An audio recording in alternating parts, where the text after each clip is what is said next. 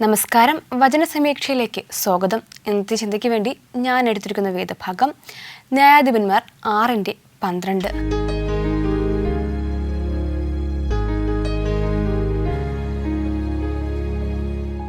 ധീരനും ശക്തനുമായ മനുഷ്യ, കർത്താവ് നിന്നോടുകൂടെ. കർത്താവ് നമ്മോടൊപ്പം ഉണ്ടെന്ന് ഏറ്റവും ചുരുക്കത്തിൽ വളരെയധികം ലളിതമായിട്ടാണ് ഈ ഒരു വചനത്തിൽ പറഞ്ഞിരിക്കുന്നത്.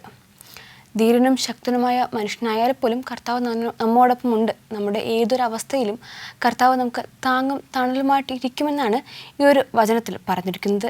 ഏവർക്കും ഒരിക്കൽ കൂടി വചന സമീക്ഷയിലേക്ക് സ്വാഗതം. കർത്താവ് നമ്മോടൊപ്പമുണ്ട്.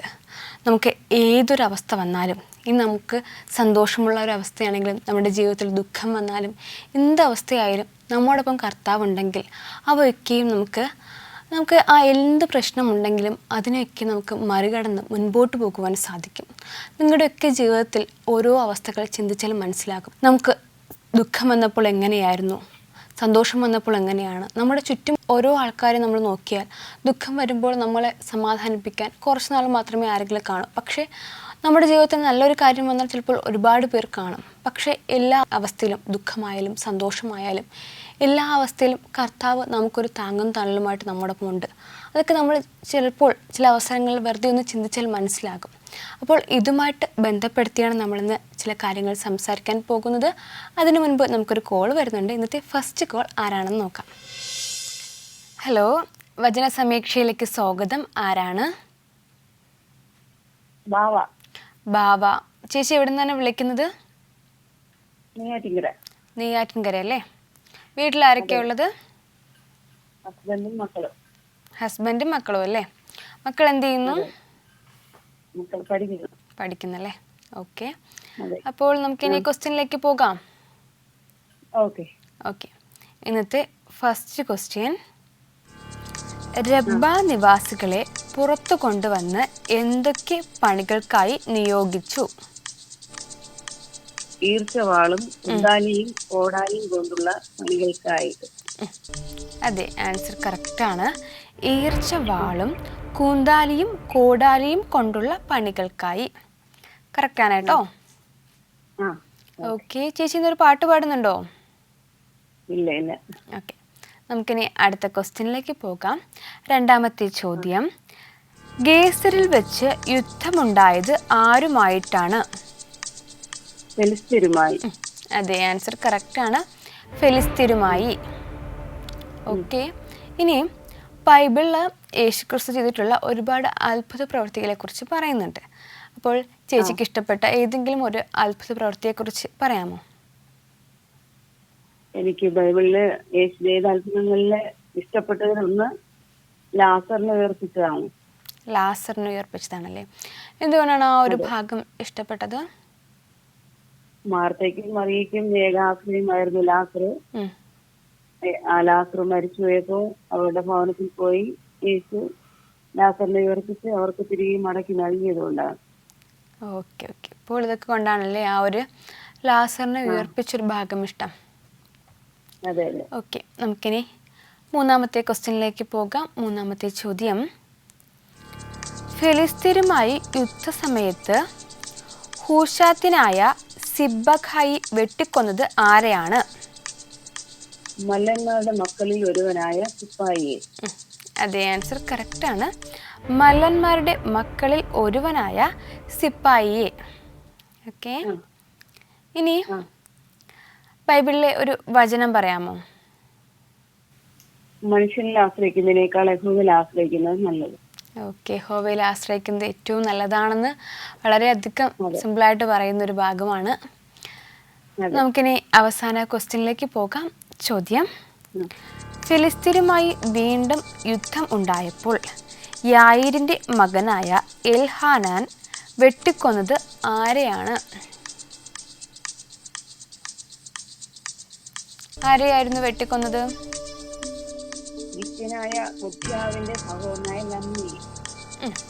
ഒരിക്കൽ കൂടെ പറയാമോ? ആൻസർ ക്ലിയർ ആയില്ല.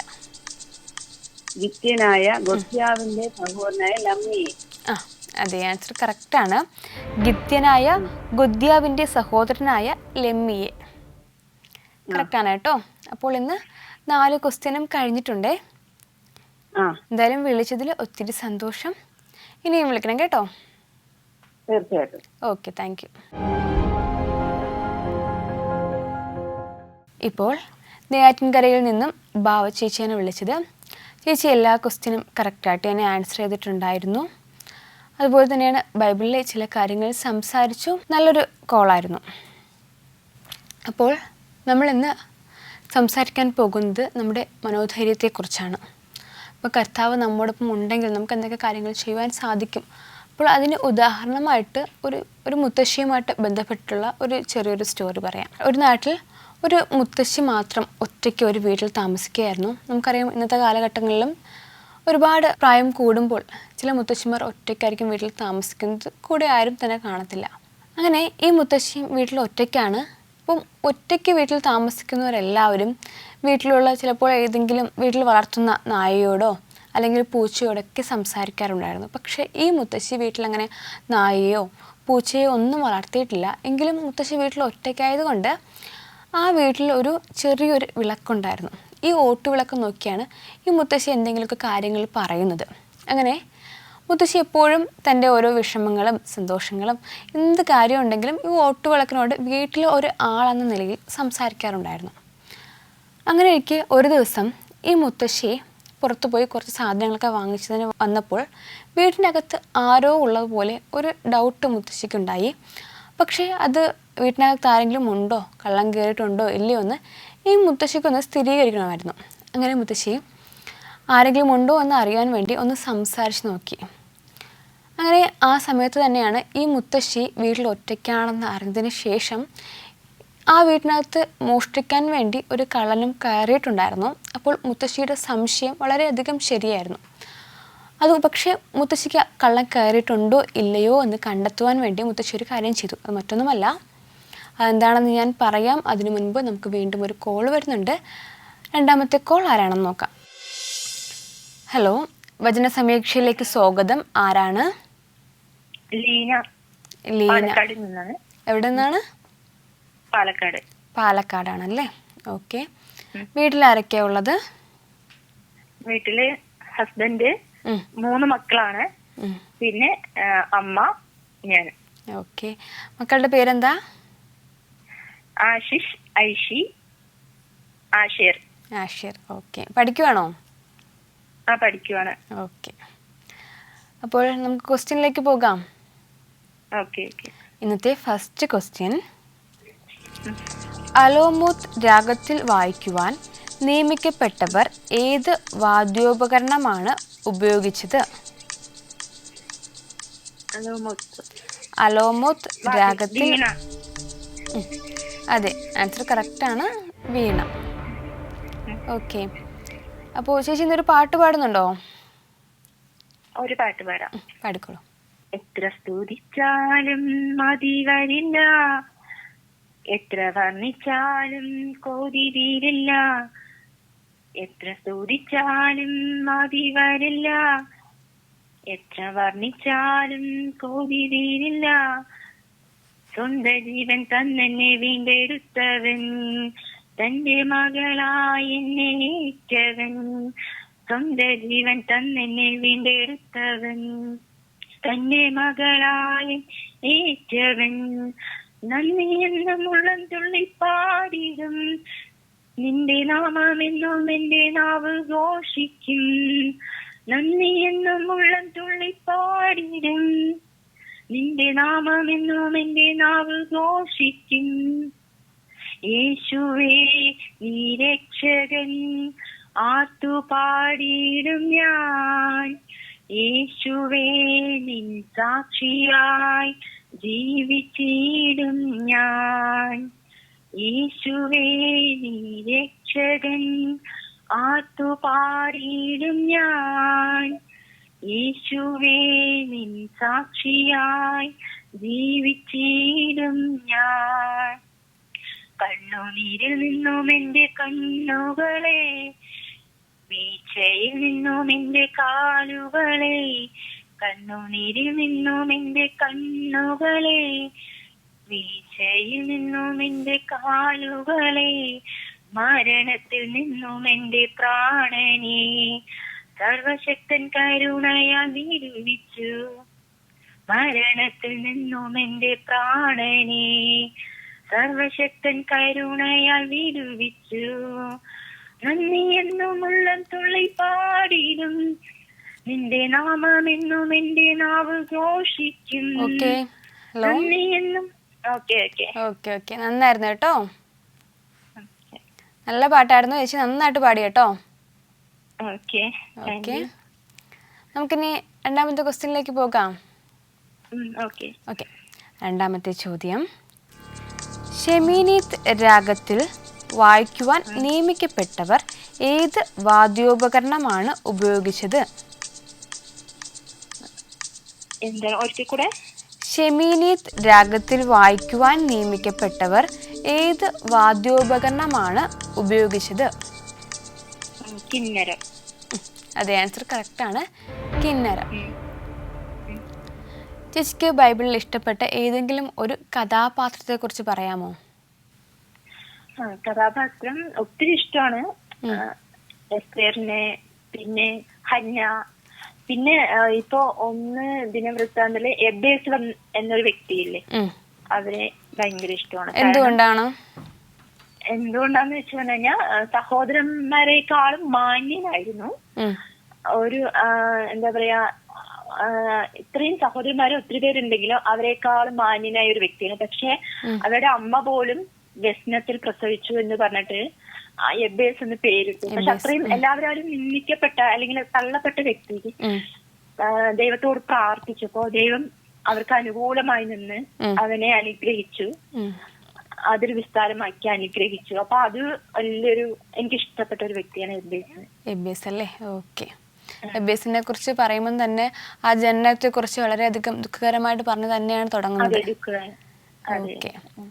എന്തായാലും അധികം ആരും പറയാത്തൊരു പേരാണ് എബേസ്. ചേച്ചി അത് വളരെയധികം വ്യക്തമായിട്ട് പറഞ്ഞിട്ടുണ്ട്. ഭയങ്കര ടച്ചിങ് ആണ്. ഞാൻ ബൈബിൾ വായിക്കുമ്പോൾ എനിക്ക് ഒരു ഭയങ്കര വായിച്ചപ്പോഴും എല്ലാവരും തള്ളപ്പെട്ട, സ്വന്തം അമ്മയാലും തള്ളപ്പെട്ട ഒരു വ്യക്തി.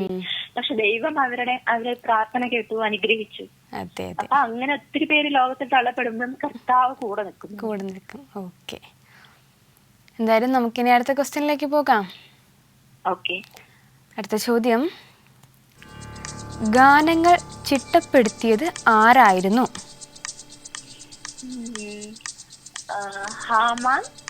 ഹാമാനാണോ ഗാനങ്ങൾ ചിട്ടപ്പെടുത്തിയത്?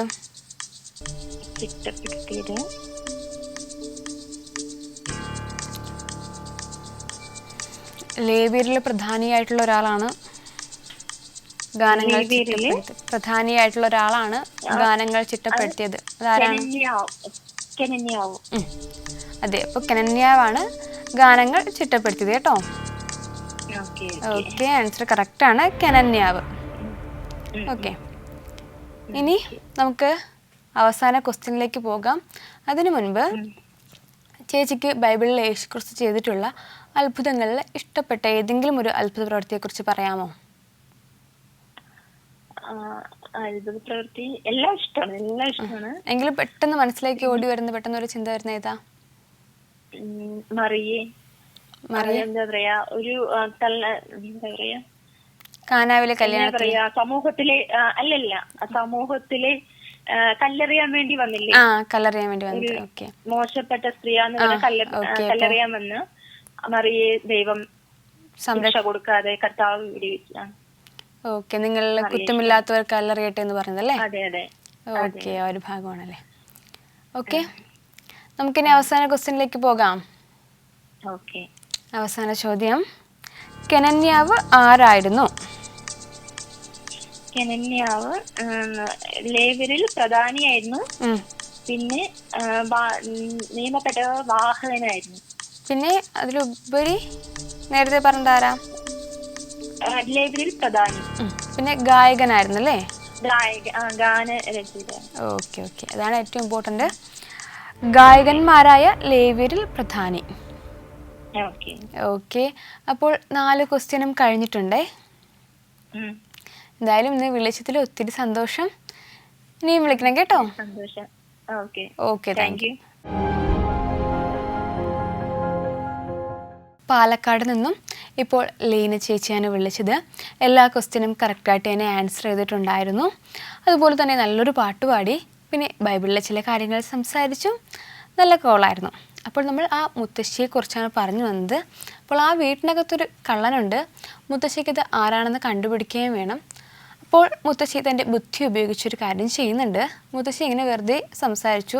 ഓട്ടുവിളക്കെ, ഞാൻ പറയുന്നത് കേൾക്കുന്നുണ്ടോ? നമ്മുടെ വീട്ടിനകത്ത് ആരെങ്കിലും കയറിയിട്ടുണ്ടോ? സാധാരണ ഞാൻ വരുമ്പോൾ നീ സംസാരിക്കാറുള്ള ആളാണല്ലോ, ഇന്ന് എന്ത് പറ്റിയെന്ന് ചോദിച്ചു. ഇത് കേട്ടപ്പോൾ പെട്ടെന്ന് കള്ളനൊരു പരിഭ്രമം വന്നു. കാരണം താൻ ആ വീട്ടിനകത്ത് കയറിയിട്ട് ആരെങ്കിലും ഉള്ളതായിട്ട് കണ്ടില്ല, ആരും തന്നെ ഇല്ലായിരുന്നു. വീണ്ടും മുത്തശ്ശി ഓട്ടുവിളക്കെന്ന് വിളിച്ച് ഇതേ കാര്യം തന്നെ റിപ്പീറ്റ് ചെയ്ത് ചോദിക്കുമ്പോൾ ആ കള്ളൻ വീട്ടിനകത്ത് മൊത്തവും നോക്കുമ്പോൾ ഒരു ഓട്ടുവിളക്ക് കാണുന്നുണ്ട്. അപ്പോൾ പിന്നെ ഈ കള്ളന് വളരെയധികം സംശയമാകും. കാരണം പണ്ട് കഥകളിലൊക്കെ പറഞ്ഞു കേട്ടിട്ടേ ഉള്ളൂ ഓട്ടുവിളക്ക് സംസാരിക്കുമെന്നൊക്കെ, വിളക്ക് സംസാരിക്കുമെന്നും മൃഗങ്ങൾ സംസാരിക്കുമെന്ന് കേട്ടിട്ടേ ഉള്ളൂ. ഇതിപ്പോൾ ഇത് യാഥാർത്ഥ്യമാണോ എന്നറിയാൻ വേണ്ടി ഈ കള്ളന് വീണ്ടും സംശയമായി. അപ്പോൾ വീണ്ടും ഇതേ കാര്യം തന്നെ മുത്തശ്ശി ചോദിക്കുന്നുണ്ട്, ഓട്ടുവിളക്കെ, ഞാൻ പറയുന്നത് കേൾക്കുന്നുണ്ടോ എന്ന്. അപ്പോൾ കള്ളന് മനസ്സിലായി, ഇല്ല, ഇവർ വളരെയധികം പ്രായം ചെന്ന സ്ത്രീ ആയിരിക്കില്ലേ, ചിലപ്പോൾ ഇങ്ങനെ സംസാരിക്കുന്ന എന്തെങ്കിലും കയ്യിൽ കാണും, അതുകൊണ്ട് ഈ ഓട്ടുവിളക്കിനെ പോലെ ഞാൻ സംസാരിക്കാമെന്ന് കരുതി ഈ മുത്തശ്ശിയോട് ഈ കള്ളൻ തന്നെ സംസാരിച്ചു. ഇവിടെ ആരും കയറിയിട്ടില്ല എന്നൊക്കെയുള്ള കാര്യങ്ങളാണ് ഈ കള്ളൻ തിരിച്ച് പറഞ്ഞത്. അപ്പോൾ മുത്തശ്ശി ചോദിക്കുന്നുണ്ട്, ആരെങ്കിലും കയറിയിട്ടുണ്ടോ എന്ന് ചോദിക്കുമ്പോൾ ഈ കള്ളനാണ് തിരികെ മറുപടി നൽകിയത്, ഇല്ല, ഇവിടെ ആരും കയറിയിട്ടില്ല, നമ്മുടെ വീട്ടിലെ സാധനങ്ങളൊക്കെ ഭദ്രമായിട്ട് തന്നെ ഇരിപ്പുണ്ടെന്ന് പറഞ്ഞു. ആ സമയത്ത് മുത്തശ്ശിക്ക് കാര്യം മനസ്സിലാകും, ഈ വീട്ടിനകത്തൊരു കള്ളൻ കയറിയിട്ടുണ്ട്. ഇനി ഈ കള്ളൻ്റെ കയ്യിൽ നിന്നും തന്നെയും തനിക്കുള്ള ആ വീടിനെയും സംരക്ഷിക്കണം. അതുകൊണ്ട് മുത്തശ്ശി ഒരു കാര്യം ചെയ്യും. ഓട്ടുവിളക്കെ, ഞാൻ പറയുന്നത് കേൾക്കുന്നുണ്ടോ? പണ്ടൊരിക്കൽ ഒരു മുത്തശ്ശിയുടെ വീട്ടിനകത്ത്, ആ മുത്തശ്ശി ഒറ്റയ്ക്ക് താമസിച്ചിരുന്ന വീട്ടിൽ ഒരു കള്ളൻ കയറിയപ്പോൾ ആ മുത്തശ്ശി എല്ലാവരും ഓടി വരണേ എന്ന് പറഞ്ഞ് ഉറക്കെ വിളിക്കുകയായിരുന്നെന്ന് പറഞ്ഞുകൊണ്ട് മുത്തശ്ശി കള്ളൻ കയറിയെന്ന് ആ മുറ്റത്ത് നിന്നുകൊണ്ട് ഉറക്കെ വിളിച്ചു പറയുന്നുണ്ട്. ഇങ്ങനെ മുത്തശ്ശി ഇതേ കണക്ക് റിപ്പീറ്റ് ചെയ്ത് വിളിച്ചു പറയുമ്പോൾ നാട്ടുകാർക്ക് കേൾക്കുകയും അവർ വന്നിട്ട് ആ കള്ളനെ പിടികൂടുകയും ചെയ്തു. അപ്പോഴാണ് കള്ളന് മനസ്സിലാകുന്നത് ആ ഓട്ടുവിളക്ക് സംസാരിക്കാറൊന്നുമില്ല, ആ മുത്തശ്ശിയെ ആ ബുദ്ധി കൊണ്ട് തന്നെ കെണിയിലകപ്പെടുത്തിയതാണെന്ന് ആ കള്ളന് മനസ്സിലായത്. ആ വാർദ്ധക്യം ചെയ്യുന്ന ആ മുത്തശ്ശിക്ക് വളരെയധികം ബുദ്ധിയോടുകൂടിയും വളരെയധികം ചിന്തിച്ചും പ്രവർത്തിച്ചത് കൊണ്ടാണ് മുത്തശ്ശിക്ക് ആ കള്ളനെ പിടികൂടുവാനും രക്ഷപ്പെടുവാനും സാധിച്ചത്. അപ്പോൾ നമ്മളും ഇതുപോലെ എപ്പോഴും ബുദ്ധിയോടുകൂടി ചിന്തിച്ച് പ്രവർത്തിക്കുന്നത് നല്ലതായിരിക്കും. നമുക്കെന്തായാലും അവസാനമായിട്ടൊരു കോൾ വരുന്നുണ്ട്, ആരാണെന്ന് നോക്കാം. ഹലോ, വചന സമീക്ഷയിലേക്ക് സ്വാഗതം. ആരാണ്? എന്റെ പേര് സുനി. സുനി ചേച്ചി, എവിടെ നിന്നാണ് വിളിക്കുന്നത്? ഞാൻ മാറനല്ലൂർ. മാറനല്ലൂർ അല്ലേ? അത് തിരുവനന്തപുരത്തല്ലേ? അതെ. Okay okay. വീട്ടിലാരൊക്കെയാ ഉള്ളത്? വീട്ടില് ഹസ്ബൻഡും മോനും ഞാനുണ്ട്. ഹസ്ബൻഡും മോനും അല്ലേ? ഓക്കെ. അപ്പോൾ നമുക്കിനി ക്വസ്റ്റ്യനിലേക്ക് പോകാം. അതെ. ഇന്നത്തെ ഫസ്റ്റ് ക്വസ്റ്റ്യൻ, ആദ്യം ദൈവത്തിൻ്റെ പെട്ടകം കൊണ്ടുവരാൻ ശ്രമിച്ചപ്പോൾ അവർ വിട്ടുപോയ ഒരു കാര്യം എന്തായിരുന്നു? നിയമപ്രകാരം കൊണ്ടുവരേണ്ടത് എങ്ങനെയെന്ന് അവർ ദൈവത്തിന്റെ വചനത്തിൽ അന്വേഷിച്ചില്ല. ചോദിച്ചില്ല. ഓക്കെ ഓക്കെ, ആൻസർ കറക്റ്റാണ്. വിധിപ്രകാരം അത് കൊണ്ടുവരേണ്ടത് എങ്ങനെയാണെന്ന് അവർ ദൈവത്തോട് ചോദിച്ചില്ല. കറക്റ്റാണ് കേട്ടോ. അപ്പോൾ ചേച്ചി ഇന്നൊരു പാട്ട് പാടുന്നുണ്ടോ? പാടിക്കോളൂ, അറിയാന്നുള്ള ഏതെങ്കിലും ഒരു പാട്ട് പാടിയാൽ മതി. രാജാധിരാജൻ മഹിമയോടെ വാനമേഘത്തിൽ എഴുന്നള്ളാറാ, രാജാധിരാജൻ മഹിമയോടെ വാനമേഘത്തിൽ എഴുന്നള്ളാറാ, ക്ലേശം തീർന്നു നിത്യം വസിപ്പാൻ വാസമൊരുക്കാൻ പോയാ പ്രിയൻ താൻ, വാസമൊരുക്കാൻ പോയാ പ്രിയൻ താൻ, രാജാധിരാജൻ മഹിമയോടെ വാനമേഘത്തിൽ എഴുന്നള്ളാറാൻ, രാജാതിരാജൻ മഹിമയുടെ വാനമേഘത്തിൽ എഴുന്നള്ളാറാ. ഓക്കെ. ഓക്കെ, നന്നായിരുന്നു കേട്ടോ. പണ്ടത്തെ പാട്ടാണ്, പക്ഷേ ചേച്ചി നന്നായിട്ട് പാടി കേട്ടോ. ആ, താങ്ക് യു. ഓക്കെ, നമുക്കിനി അടുത്ത ക്വസ്റ്റ്യനിലേക്ക് പോകാം. അതെ. രണ്ടാമത്തെ ചോദ്യം, ഇസ്രായേലിൻ്റെ ദൈവമായ യഹോവയുടെ പെട്ടകം കൊണ്ടുവരുവാൻ തങ്ങളെ തന്നെ ശുദ്ധീകരിച്ചത് ആരൊക്കെയാണ്? ലേവ്യരും പുരോഹിതന്മാരും. അതെ, ആൻസർ കറക്റ്റാണ്. പുരോഹിതന്മാരും ലേവ്യരും. ഓക്കെ, ഇനി ചേച്ചിക്ക് ബൈബിളിൽ ഇഷ്ടപ്പെട്ട ഏതെങ്കിലും ഒരു സ്ത്രീ കഥാപാത്രത്തെ കുറിച്ച് പറയാമോ? മറിയ. മറിയ. എന്തുകൊണ്ടാണ് മറിയ ഇഷ്ടം? മറിയ കർത്താവിന് വേണ്ടി തന്നെ ഏൽപ്പിച്ചു കൊടുത്തു. കർത്താവിന് വേണ്ടി അവസാനം വരെയും തന്നെ താഴ്ത്തി സമർപ്പിച്ചു. അപ്പോൾ അതുകൊണ്ടാണല്ലേ മറിയ ഇഷ്ടം. ആ, ഓക്കെ, ഇനി മൂന്നാമത്തെ ചോദ്യമാണ്. ചോദ്യം ഇതാണ്, യഹോവയുടെ വചനപ്രകാരം മോശെ കൽപ്പിച്ചതുപോലെ ദൈവത്തിൻ്റെ പെട്ടകം വഹിച്ചു കൊണ്ടുവന്നത് ആരാണ്?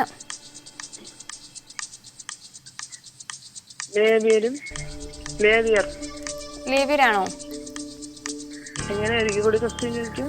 യഹോവയുടെ വചനപ്രകാരം മോശ കൽപ്പിച്ചതുപോലെ ദൈവത്തിൻ്റെ പെട്ടകം വഹിച്ചു കൊണ്ടുവന്നത് ആരാണ്? ആരൊക്കെയാണ്? ലേവ്യരുടെ പുത്രന്മാർ. അതെ, ആൻസർ കറക്റ്റാണ്. ലേവ്യരുടെ പുത്രന്മാർ. ഓക്കെ, ഇനി ബൈബിളിലെ ചേച്ചി ഏറ്റവും അടുത്തായിട്ട് വായിച്ച ഏതെങ്കിലും ഒരു ഭാഗത്തെക്കുറിച്ച് പറയാമോ? ചേച്ചി ഇപ്പോൾ ബൈബിളിൽ വായിച്ച ഏതെങ്കിലും ഒരു ഭാഗത്തെക്കുറിച്ച് പറയാമോ?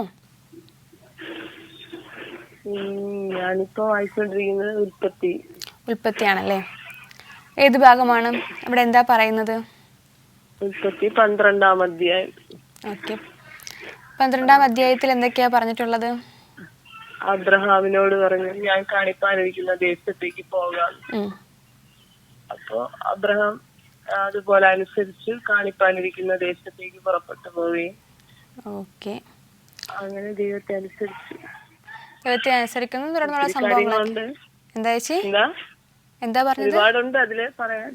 ഓക്കെ, അപ്പോൾ ഉൽപ്പത്തി മുതൽ വായിക്കുകയാണല്ലേ? സ്റ്റാർട്ട് ചെയ്താണല്ലേ? ഓക്കെ, അപ്പോൾ നമുക്കിനി അവസാന ക്വസ്റ്റ്യനിലേക്ക് പോകാം. അവസാന ചോദ്യം, പെട്ടകം വഹിച്ചു കൊണ്ടുപോകുമ്പോൾ വാദ്യങ്ങളാൽ സന്തോഷനാദം ഉച്ചത്തിൽ ധ്വനിപ്പിക്കേണ്ടതിന് ആരെയാണ് നിയോഗിച്ചത്? ഗായകരെ. അതെ, ആൻസർ കറക്റ്റാണ്, ഗായകരെ. ഓക്കെ, അപ്പോൾ 4 ക്വസ്റ്റ്യനും കഴിഞ്ഞേ. എന്തായാലും വിളിച്ചതിൽ ഒത്തിരി സന്തോഷം. ഇനിയും വിളിക്കണം കേട്ടോ. Okay, thank you. ഇപ്പോൾ തിരുവനന്തപുരം മാറനല്ലൂരിൽ നിന്നും സുമി ചേച്ചിയാണ് വിളിച്ചത്. ചേച്ചി എല്ലാ ക്വസ്റ്റ്യനും കറക്റ്റായിട്ട് തന്നെ ആൻസർ ചെയ്തിട്ടുണ്ടായിരുന്നു. പിന്നെ ബൈബിളിൽ ഒരുപാട് കാര്യങ്ങൾ സംസാരിച്ചു. നല്ലൊരു പാട്ട് പാടി, നല്ലൊരു കോളായിരുന്നു. അപ്പോൾ നമ്മൾ സംസാരിച്ചത് ആ മുത്തശ്ശിയുടെ ഒരു ബുദ്ധിയോടും ജ്ഞാനത്തോടൊക്കെയുള്ള ആ ഒരു പ്രവൃത്തിയാണ്. അപ്പോൾ ആ മുത്തശ്ശി അങ്ങനെ പ്രവർത്തിച്ചത് കൊണ്ടാണ് ആ കള്ളൻ്റെ കയ്യിൽ നിന്നും ആ മുത്തശ്ശിക്ക് രക്ഷപ്പെടുവാൻ സാധിച്ചത്. അപ്പോൾ നമ്മളും ഇതുപോലെ തന്നെയാണ്. ഏതൊരു സാഹചര്യം മുൻപിൽ വന്നാലും നമ്മളെപ്പോഴും ഒന്ന് ചിന്തിക്കണം, നമ്മൾ ചെയ്യുന്ന പ്രവൃത്തി നല്ലതാണോ, നമ്മളിനി ചെയ്യുന്നത് തെറ്റായി മാറുമോ, അതുകൊണ്ട് നമുക്ക് എന്തെങ്കിലും ദോഷം വരുമോ, ഇങ്ങനെയൊക്കെ ചിന്തിച്ചിട്ട് വേണം ഏത് കാര്യങ്ങളും ചെയ്യുവാൻ. അപ്പം ഇതിനോടൊപ്പം ദൈവവും നമ്മോടൊപ്പം ഉണ്ടെങ്കിൽ നമ്മുടെ ജീവിതത്തിൽ എല്ലാ കാര്യവും വളരെയധികം സിമ്പിളായിട്ട് തന്നെ നടക്കും. ഏതായാലും വചന സമീക്ഷയുടെ ഈ ഒരു അധ്യായം ഇവിടെ പൂർണ്ണമാവുകയാണ്. മറ്റൊരു എപ്പിസോഡുമായി നമുക്ക് വീണ്ടും കാണാം. നന്ദി, നമസ്കാരം.